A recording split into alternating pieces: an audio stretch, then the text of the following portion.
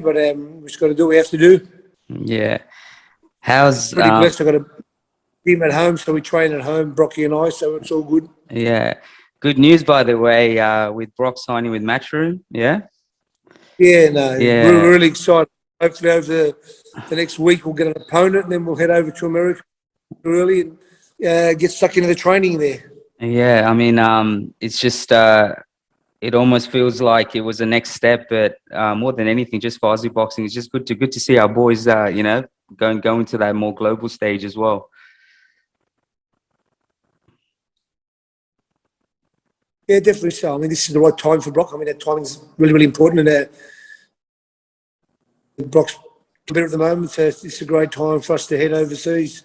Yeah, but man, with this podcast, you know, more than Brock, I wanted to talk to you, Jeff Fenech, the man, and you know, just go all the way back, man, like to the beginning, and you know, just really hear your story, because the reason I started this platform was to give flowers, and also, you know, to the people that have, you know, done things for a very long time, but have a legacy, and you know, it's just almost you know, it's just such a beautiful story, but it's also to have that story told, you know, the person behind it all. And I've done my fair research, but you know, I would love to hear it out of your mouth. But I know that you kind of grew up in St. Peter's, is that right?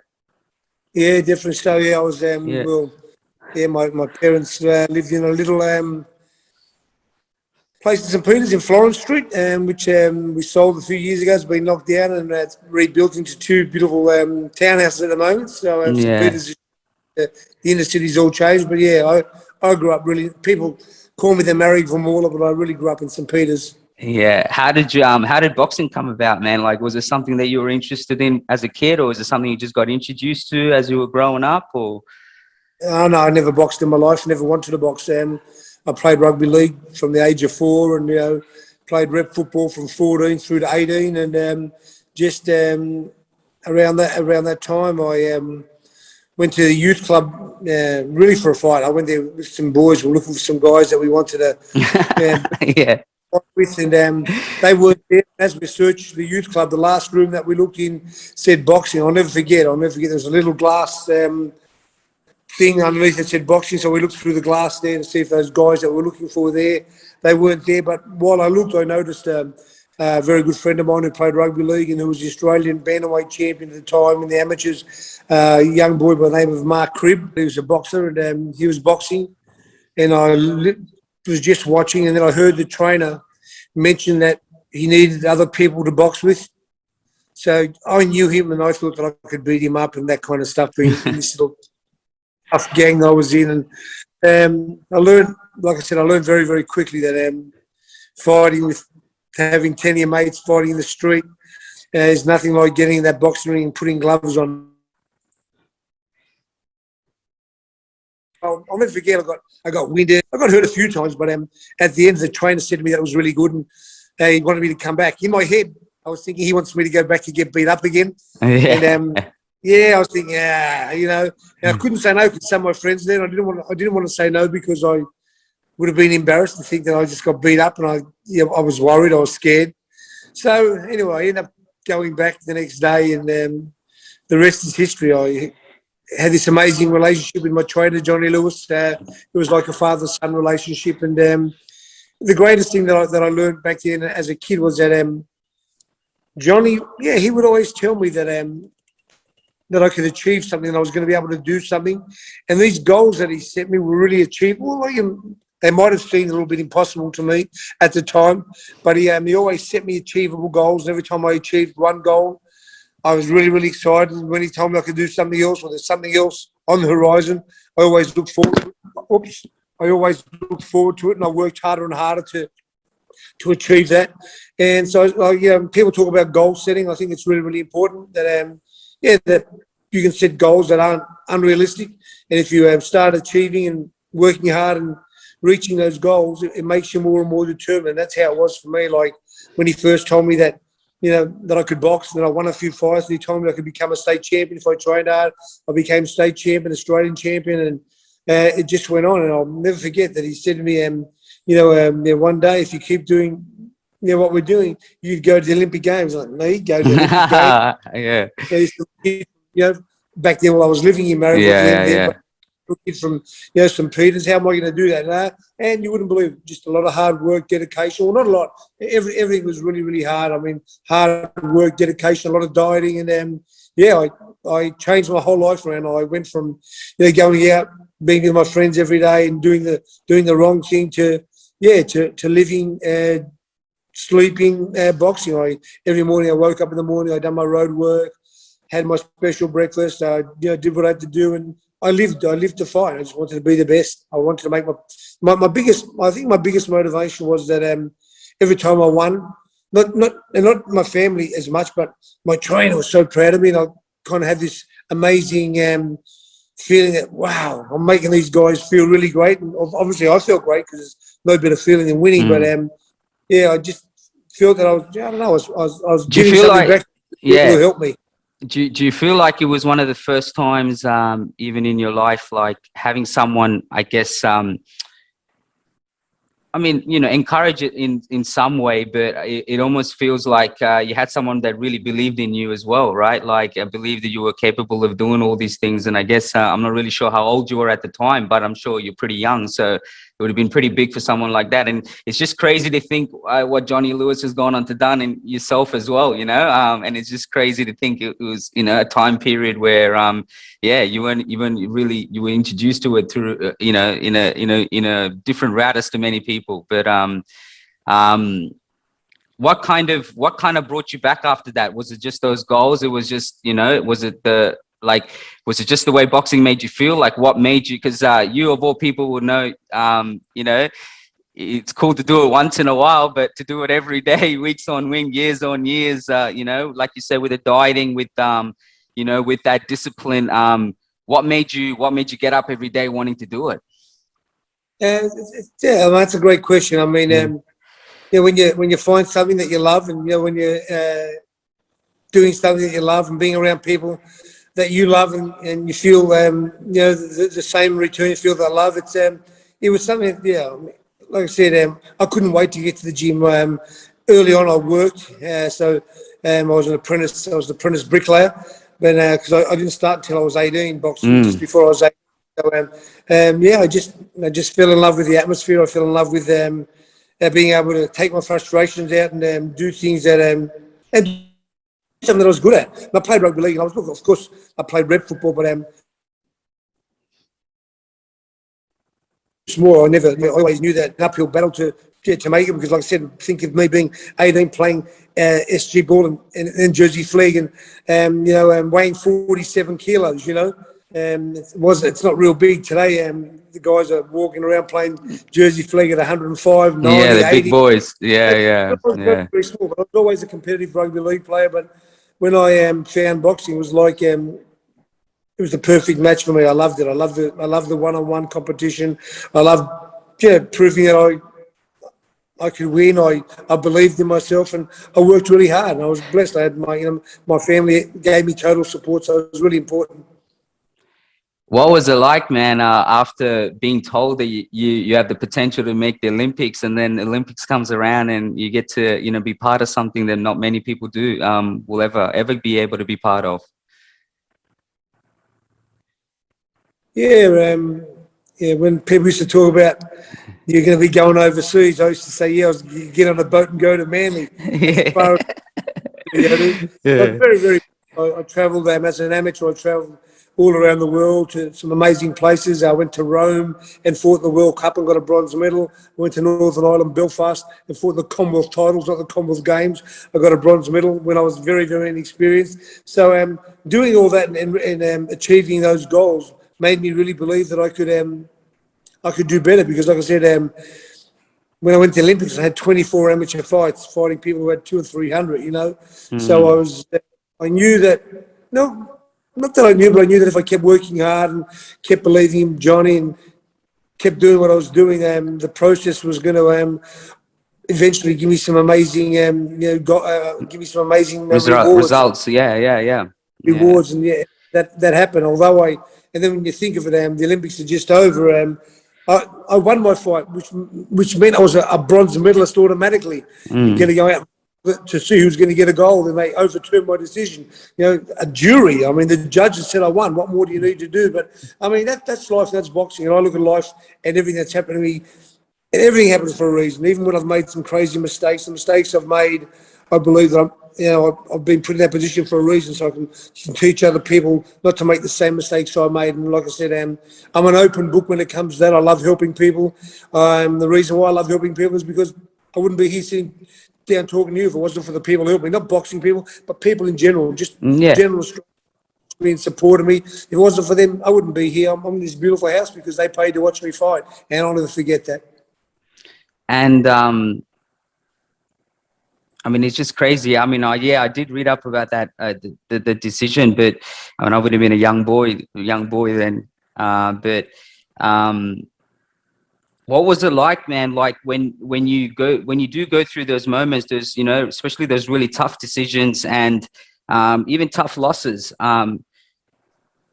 What's kind of going through your mind? Like, what gets you, you know, I mean, not so much out of bed, but you know, you've come back from setbacks, but you know, you've also, you know, fought at the highest of levels, been world champions, multiple world champions. But what's a mindset like when you do take a loss, or when you do have to deal with things mentally? Because, you know, the physical part is one thing, right? But the mental aspect is a whole nother game in itself as well. So, you know, what kept you motivated? What had kept you motivated throughout your career to be able to achieve some of the, you know, highest honors?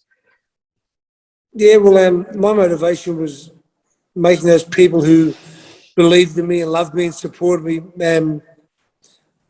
When my hand got raised, I'd look at their face and see the joy and happiness in their face, and my family's face, my mother, my father, who, you know, had nothing, to see their face and to see how proud they were, the youngest of 6 children. It motivated me. I just wanted to keep winning, and really I never wanted to lose. I used to always say if I lost, I'd retire, and then I lost and I made comebacks. But I said motivation for me was making the believers really, really happy, and the doubters proving them wrong. Wanted to do what they could do. But both those people motivated me. The doubters motivated me, but the believers I loved winning for. Like I said, I mean, like I walk around today and people always say, Jeff, you know, the boxing's not the same. The pubs and clubs, we couldn't move in the pubs and clubs when you fought, and you know, it makes me really proud when these people that are in their later years say how proud and how much they love watching me fight. Oh man, there's no doubt in my mind, man. Like you paved the, I mean, when you paved the way, you know, you just talk about where boxing is now and where even boxing can be, and you know, like just with the shows and even just the way the way that you know, it's being promoted.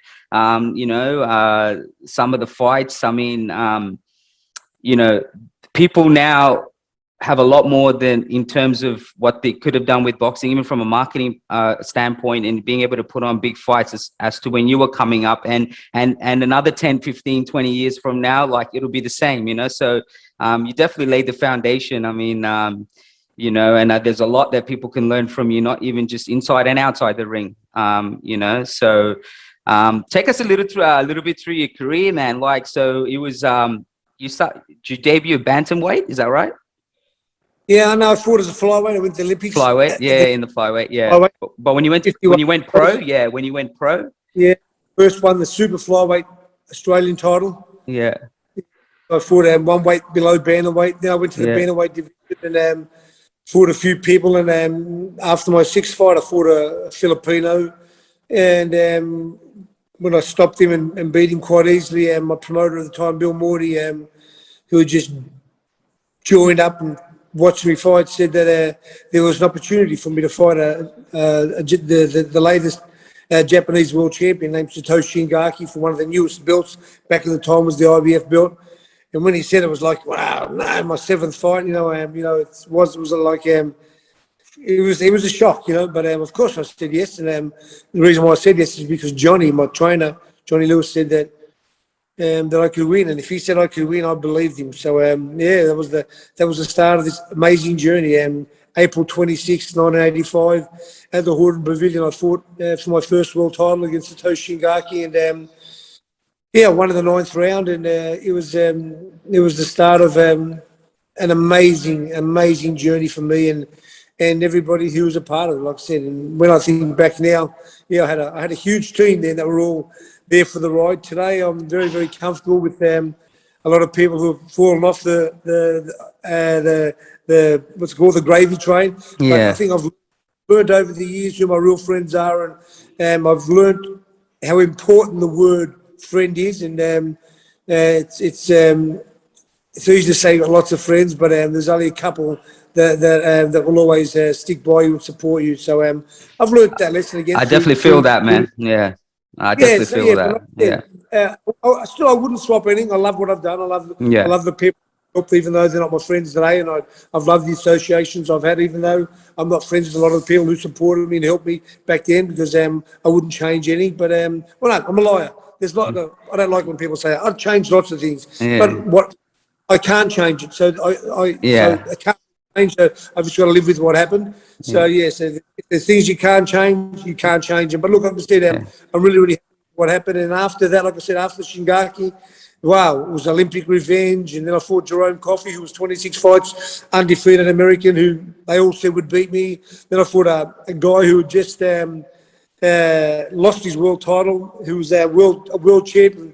5 years later, for another 9 years, an amazing Mexican by the name of Daniel Zaragoza. Again, nobody thought I could beat him, but I just kept on the odds, and it was all through hard work, dedication, and just like I said, I worked harder than anybody else. Yeah. I knew that, yeah, everything I had done, I did it as hard as I could, and that's why I was able to fight 15 rounds in my 7th fight. Well, in my 11th and 12th fight, I went 14 rounds and then 15 rounds, and because I trained like nobody else. Yeah, man, it's just I mean, I guess motivation wouldn't have been that hard given they were obviously doubting you every single fight. It looks like at that moment anyway. But you had a oh, the name's not coming to me. It's funny because you're talking about 85 and I wasn't even born, and it's just crazy. So when I was born and I came to Australia in 96, so you imagine, so I'm 34. And I've learned about you as I got into boxing myself, and I train, and I've only had a couple of amateur fights, but yeah, it's just crazy. It's just crazy to think the shit that was going on, and I wasn't even born yet. But legacy was being born, man, and And there was it's a platform being built.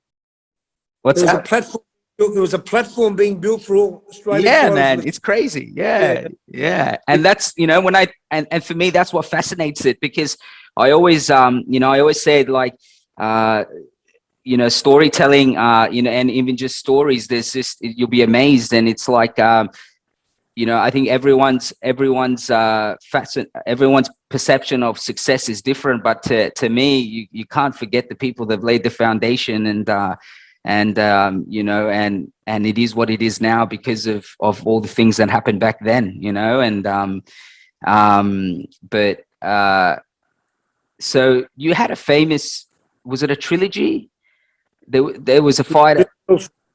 Say the name again, sorry. with Azumah Nelson. Yeah, tell me a little bit about Yeah. that, because I read a bit about that, and from everything that I've read myself, and seen, they see that as a big highlight fight in your career. So I'd I would definitely like, say he's yeah, maybe the greatest African fighter in history. An amazing fighter, a gentleman. And look, after my 3rd world title, I'd had a few fights and I retired a little bit. I went and played some rugby league with Parramatta, my football club. yeah. And then I made a comeback and fought a couple of great Mexican fighters, and I got in position to fight for my 4th world title against the great Azumah Nelson. So I was all Azumah hyped Nelson. and yeah, amazing. Like I said, Mm.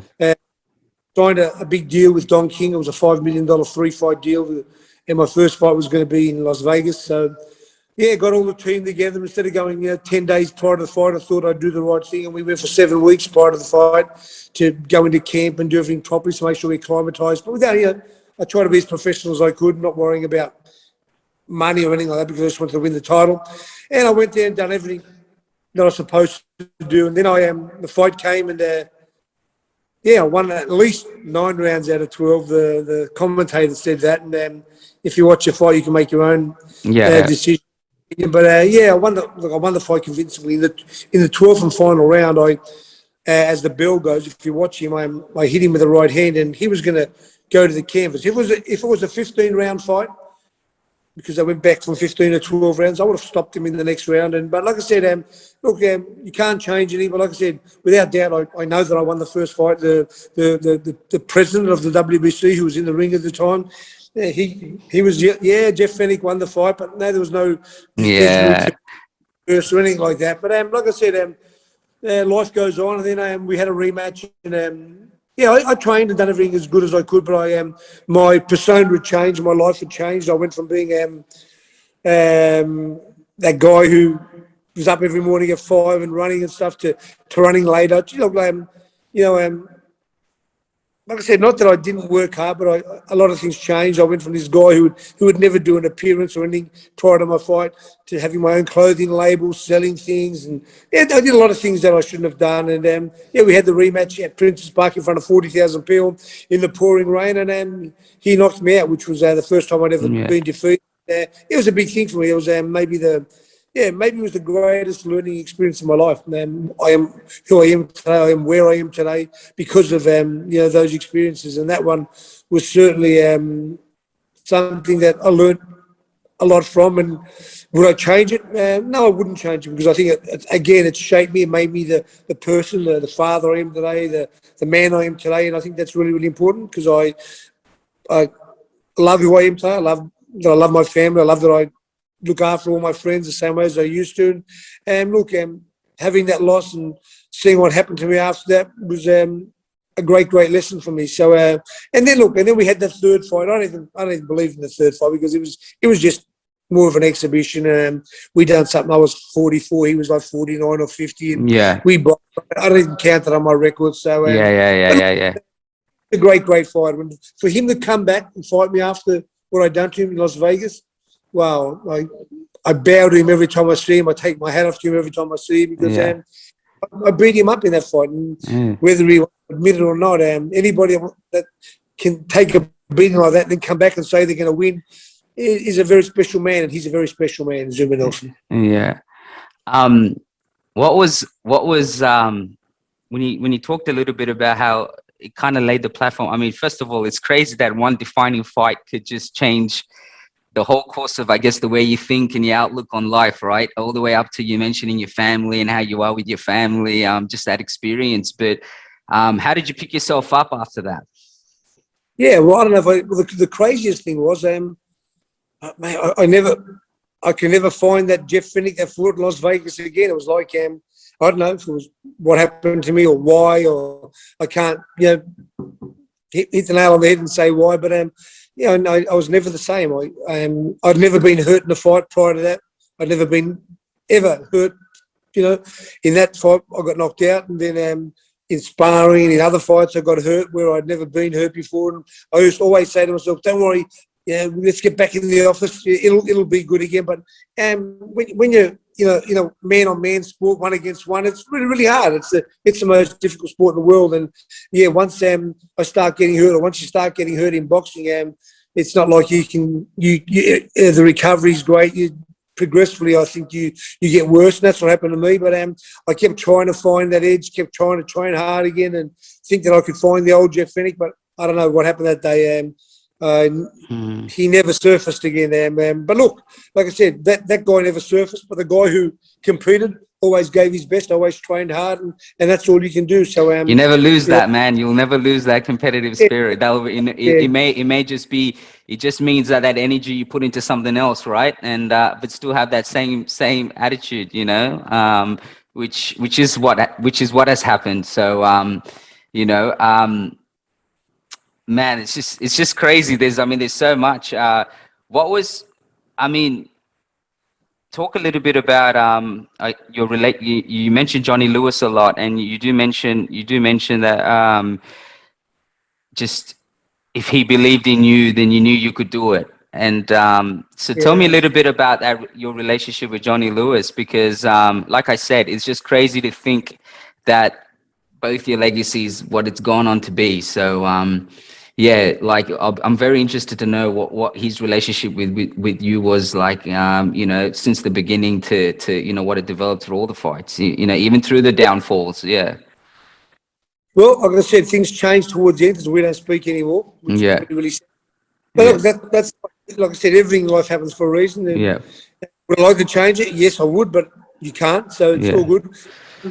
Johnny, Johnny gave me the confidence and gave me the mindset that that if you worked hard and you believed in yourself and you rolled your sleeves up, you could achieve whatever you wanted to achieve. And Mm, like, from state champion to Australian champion to Olympian to world champion to two-time to three-time world champion to Hall of Famer, to trainer of Mike Tyson.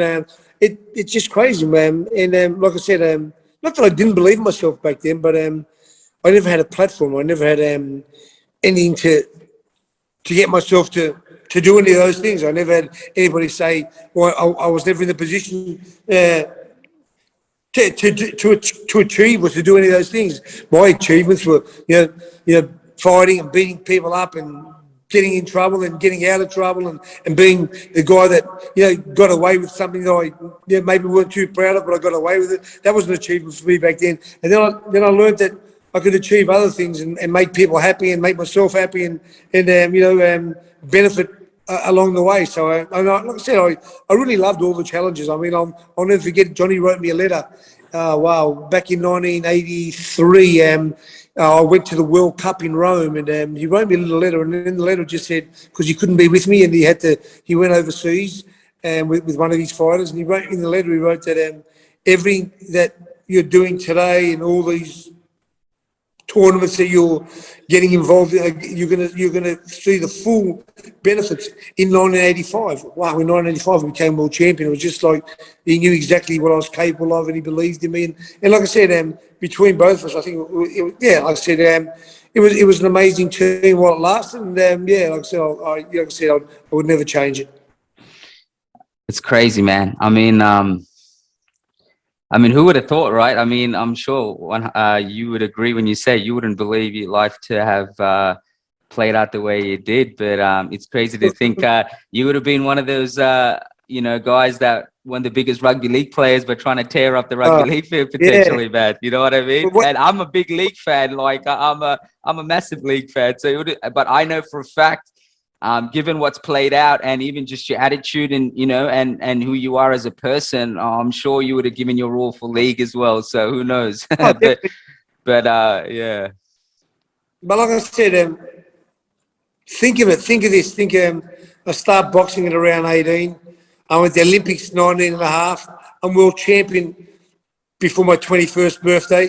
I'm three-time world champion in '88. It's crazy. I mean, it's mostly the fastest rise or the most in any sport in history. And I've done it with broken hands. I had very, very bad hands my whole career. My first amateur fight, my hands were so blown up that I didn't think I was going to let me fight for the title. So, so it's been a None of crazy ride. that.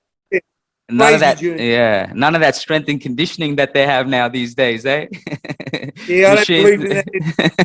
Yeah. Believe Yeah. in the old days, the great fighters, they got The up and they ran push-ups, in the the morning. sit-ups, the squats. Yeah, boxed in the afternoon. And I mean, like I said, Yeah. I don't believe there was a fitter fighter than we ever in the history of the sport. So, I never done any strength work. What are some of the things you pass on? I mean, you're a coach now, and you're a coach of a very successful boxer. And like we said, we touched on Brock signing with Matchroom. And I actually got to meet Brubeck not long ago at Paul Nazari's show, actually. And Oh, yeah. And I was doing some photography work, but I knew who he was. I was with my wife, actually, and I was like, I kept telling her she has no idea. So she pushed me to go say hello. And so it's quite a character, a great bloke. But what are some of the things you pass on? What are some of the things that you pass on to your boxers now? And if you had to say one thing that you learned from the time you grew up to, and your come up and what you achieved, if you could do things differently, what are some of the things that you've kind of passed on to your boxers and the guys that, you mentor? Yeah, well, I've gone through all my mistakes and stuff with my boys and tell them, the things that that bring you down and stuff. But look, the most important thing for me is that, like you talked about Jack Brubaker, Brock Jarvis, and some other fighters, they're all different. So the one thing I have learned is everybody's an individual, and not everybody can. I like that. Yeah. And that's the most important thing. It's no use pushing people to try to make them do what you done. Everybody's an individual, so I treat them all as that, and I try to make sure that I make them do exactly what they're capable of doing, not what Brock's again a little bit of a freak of when it comes to training and working hard, and of course the boys all try to keep up with him, which is great, but I don't push them to that limit. And so look, I've learned a lot. I've learned a lot as I've grown, and because my first thing when I started training boys was always thinking that they could do what I done. I wanted to do what I done, but no, that after a short period of time, I learned that that was one of the no-nos. Everybody's individual, and not everybody. You can't treat people how I was treated or how I expect to be treated. Everybody's individual, so I try to be. I try to learn about that person before I do anything. So, I sit down, we talk. Of course, we have dinner, and I know I get to learn that person's characteristics and what makes him speak and what makes the light switch go on and what makes it go off. It seems like you have I mean, it seems like you have like seems like you have your own relationship with each person as well, and which is important. I like that because I believe that's true. I think, you can never have a group. I think if you have your own relationship with people, you kind of get to know them for them, and it's very hard to treat everyone the same. Yeah, it's important. Yeah, well, I try everybody the same, but the same is different because I mean, same doesn't mean a bad thing. Yeah, I mean, you know what I mean? Yeah. Same is the same, but everybody's different. There's some boys I can swear at and encourage in that way. There's some guys, we live in a different world today. Back in the day, John Lewis would say things about our mothers. And maybe said something, you get where you get arrested. Yeah, but look, Jeff, I won't take too much of your time, and I know your time's valuable, but it really means a lot, man, just to catch up. And I've always wanted to. It's funny, like ever since I've been doing this, I realized like how